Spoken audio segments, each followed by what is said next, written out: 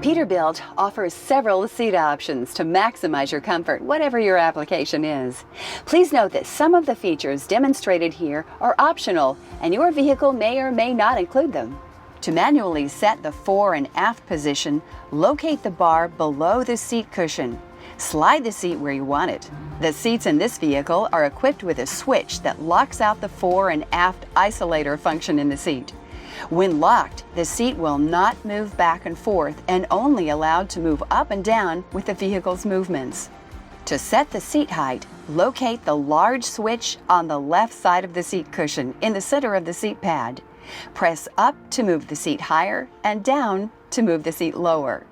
You can adjust the thigh support by toggling the switch located immediately under the seat bottom cushion. You can also adjust the seat back recline angle.